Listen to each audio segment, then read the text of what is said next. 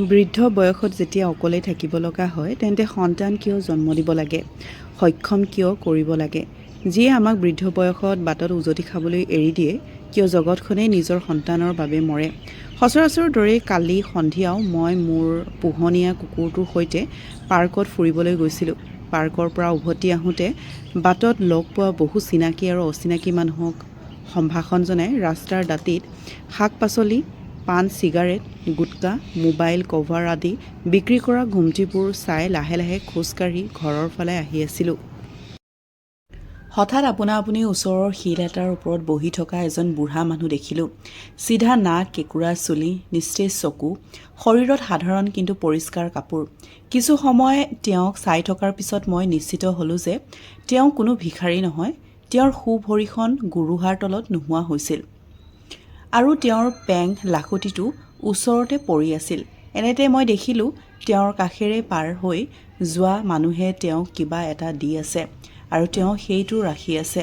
মই ভাবিলোঁ মোৰ অনুমান ভুল আছিল। সেই বুঢ়া মানুহজন ভিক্ষাৰী। কৌতূহলৰ বাবে তেওঁৰ ফালে খোজ দিয়াৰ লগে লগে মোৰ চিনাকি কিছুমান মানুহে মোক ক'লে, তেওঁৰ ওচৰলৈ নাযাব ছাৰ, সেই বুঢ়া মানুহজন পাগল। কিন্তু মই সেইবোৰক আওকাণ কৰি তেওঁৰ ওচৰলৈ গ'লোঁ। ভাবিছিলোঁ তেওঁ আনৰ ওচৰলৈ হাতখন আগবঢ়াই দিয়াৰ দৰে মোৰ ওচৰলৈও হাত আগবঢ়াব। কিন্তু আকৌ মোৰ অনুমান ভুল হ'ল। তেওঁ মোৰ সন্মুখত হাতখন আগবঢ়াই নিদিলে। মই তেওঁক সুধিলোঁ, বাবা, আপোনাৰ কিবা অসুবিধা হৈছে নেকি? মই সোধাত তেওঁ পেং লাখুটিৰ সহায়ত সঠিকভাৱে বহি ক'লে, no' sir, good evening. I am unable to do anything due to my physical disability, due to which I am facing financial crisis to support my family। তেওঁৰ ইংৰাজী শুনি মই স্তম্ভিত হৈ পৰিলোঁ। মই সুধিলোঁ, বাবা, আপুনি ইয়াতে কি কৰি আছে? বাবা, মই ইয়াতে প্ৰতিদিনেই 2 ঘণ্টা ভিক্ষাটন কৰোঁ ছাৰ। মই ঠিক আছে, কিন্তু কিয় বাবা? মই ভাবোঁ আপুনি বৰ শিক্ষিত। বাবাই হাঁহিলে আৰু হাঁহি হাঁহি ক'লে, শিক্ষিত? মই ক'লোঁ, আপুনি মোক ঠাট্টা কৰিছে বাবা। বাবা, অ' ন' ছাৰ, ৱাই উড আই চৰি ইফ আই হাৰ্ট ইউ। মই, বাবা, হাৰ্টৰ কোনো প্ৰশ্নই নাই, কিন্তু মই একো বুজিব পৰা নাই। বাবা, বুজিও কি কৰিব ছাৰ? বাৰু ঠিক আছে, আহকচোন আমি তাত বহি লওঁ, নহ'লে মানুহে আপোনাকো পাগল বুলিয়ে ক'ব। আৰু আকৌ বাবাই হাঁহিবলৈ ধৰিলে। ওচৰতে এটা পৰিত্যক্ত জুপুৰি আছিল। আমি দুয়ো তালৈ গৈ বহিলোঁ। Well sir, I am mechanical engineer, বাবাই ইংৰাজীতে আৰম্ভ কৰিলে। মই কোম্পানীটোৰ এজন জ্যেষ্ঠ মেচিন অপাৰেটৰ আছিলোঁ। নতুন অপাৰেটৰ এজনক শিকাওঁতেই মোৰ ভৰিখন মেচিনত আবদ্ধ হৈ পৰিছিল আৰু এই পেং লাখুটিটো হাতত আহি গৈছিল। কোম্পানীয়ে চিকিৎসাৰ সমগ্ৰ খৰচ বহন কৰিছিল যদিও পিছত মোৰ হাতত কিছু টকা গতাই মোক ঘৰত বহিবলৈ বাধ্য কৰিছিল, কাৰণ হাল বাবলৈ কোনেনো লেঙেৰা বলদ ৰাখে ছাৰ। তাৰ পিছত মই সেই টকাৰে নিজাকৈ এখন সৰু কৰ্মশালা আৰম্ভ কৰিলোঁ। এটা ধুনীয়া ঘৰো কিনিলোঁ। মোৰ ল'ৰাটো মেকানিকেল ইঞ্জিনিয়াৰ। কৰ্মশালাখন সম্প্ৰসাৰণ কৰাৰ পিছত সি আন এটা সৰু কোম্পানী আৰম্ভ কৰিলে। বাবা, মই ভাগ্যৰ বলি হৈছোঁ। পুত্ৰই নিজৰ ব্যৱসায় সম্প্ৰসাৰিত কৰিবলৈ কোম্পানী আৰু ঘৰ দুয়োটাই বিক্ৰী কৰি দিলে। ময়ো মোৰ ল'ৰাৰ অগ্ৰগতিৰ কাৰণে একো কোৱা নাছিলোঁ। সকলো বিক্ৰী কৰি সি পত্নী আৰু সন্তানৰ সৈতে জাপানলৈ গ'ল আৰু আমি জাপানী পুতলাবোৰ ইয়াতেই থাকিলোঁ।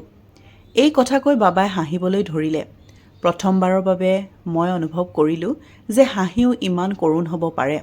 মই আকৌ ক'লোঁ, কিন্তু বাবা, আপোনাৰ ইমান দক্ষতা আছে যে আপুনি য'তেই লাঠি মাৰিব তাতেই পানী ওলাই যাব।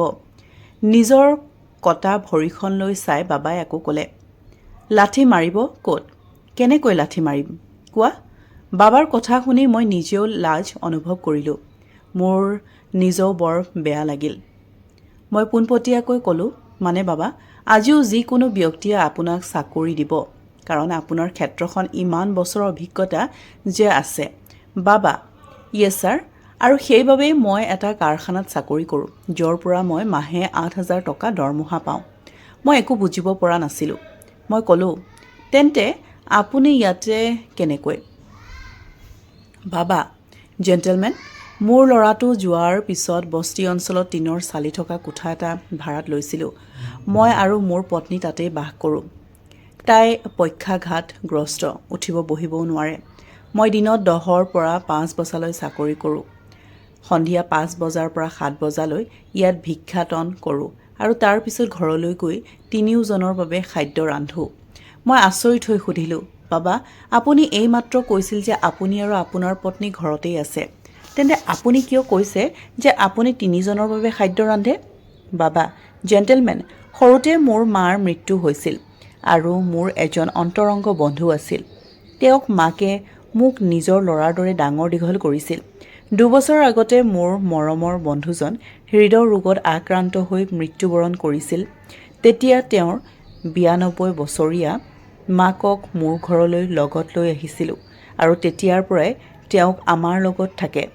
মই স্তম্ভিত হৈ পৰিলোঁ। এই বাবাৰ নিজেও বেয়া অৱস্থা, পত্নী প্ৰতিবন্ধী, এওঁৰ নিজৰ ভৰি এখনো নাই, আনকি নিজৰ ঘৰ বাৰীও নাই। যি আছিল পুতেকে সেইটো বিক্ৰী কৰি গুচি গ'ল। ইমান বেয়া পৰিস্থিতিটো বন্ধুৰ মাকক চোৱা চিতা কৰে। কেনেকুৱা সাহসী মানুহ এওঁ। কিছু সময়ৰ পাছত মই স্বাভাৱিক সুৰত সুধিলোঁ, বাবা, আপোনাৰ ল'ৰাটোৱে আপোনাক ৰাস্তাত উজুতি খাবলৈ এৰি থৈ গ'ল। তাৰ ওপৰত আপোনাৰ খং উঠে নে নাই? বাবা, ন', জেণ্টেলমেন, আৰে সেই সকলোবোৰ মই তাৰ বাবেই উপাৰ্জন কৰিছিলোঁ। যি তাৰেই আছিল, সি লৈ গ'ল, ইয়াত তাৰ দুখ ক'ত? কিন্তু বাবা, মই ক'লোঁ, এইটো কি লোৱাৰ ধৰণ? সকলো লৈ গ'ল, এইটো ডকাইতি। এতিয়া বুজিলোঁ ইয়াত আপোনাৰ ভিক্ষাৰ আঁৰৰ কাৰণ। বাবা, আপোনাৰ 8,000 টকাৰ দৰমহাই আপোনালোক তিনিওজনক পোহপাল দিব নোৱাৰে। সেয়েহে আপুনি ভিক্ষা খুজিবলৈ ইয়ালৈ আহে।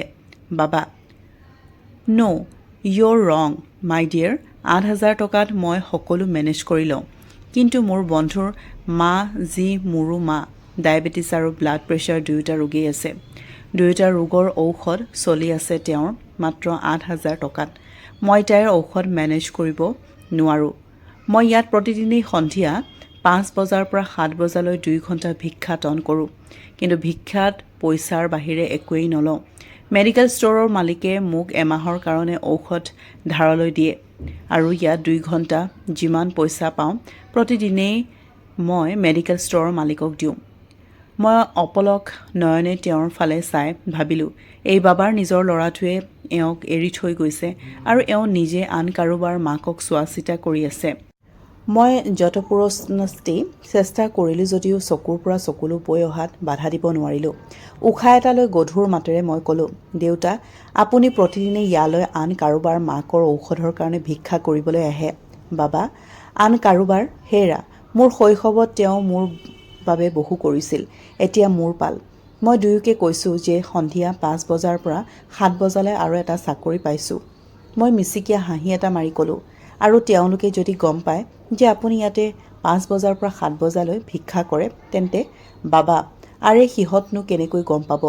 দুয়ো বিচনাত পৰি আছে। মোৰ সহায় অবিহনে সিহঁতে ইফালৰ পৰা সিফাললৈ ঘূৰিবও নোৱাৰে। ইয়ালৈ কেনেকৈ আহিব? জানিবলৈ। হা হা হা। বাবাই কোৱা কথাত মোৰো হাঁহিবলৈ মন গ'ল।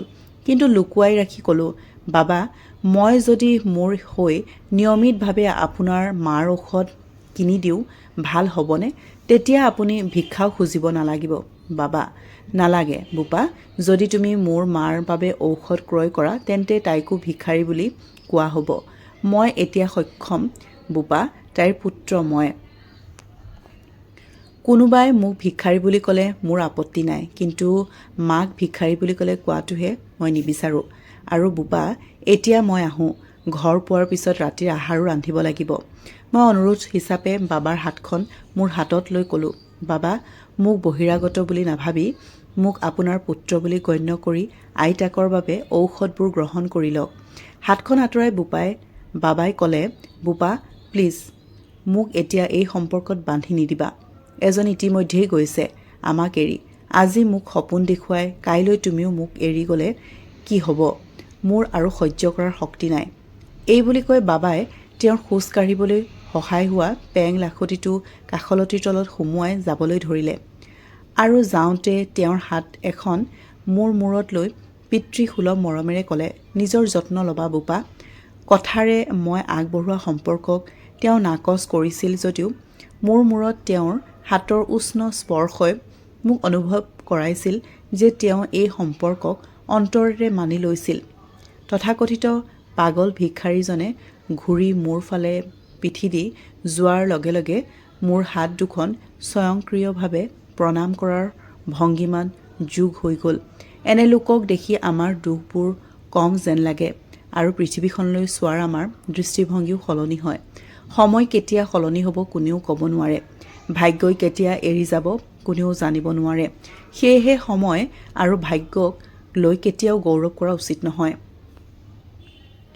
সদায় ভাল চিন্তা কৰক, পৰিস্থিতিৰ মুখামুখি হওক, জীৱ-জন্তুৰ প্ৰতি দয়ালু হওক আৰু ল'ৰা-ছোৱালীৰ মাজত উপকাৰৰ ভাৱ গঢ়ি তোলক। বিক্ৰী নহয় সুখ ক'তো, নাই ক'তো দুখ বিক্ৰী হয়। মানুহৰ ভুল ধাৰণা যে হয়তো ক'ৰবাত মলম বিক্ৰী হয়। ধন্যবাদ।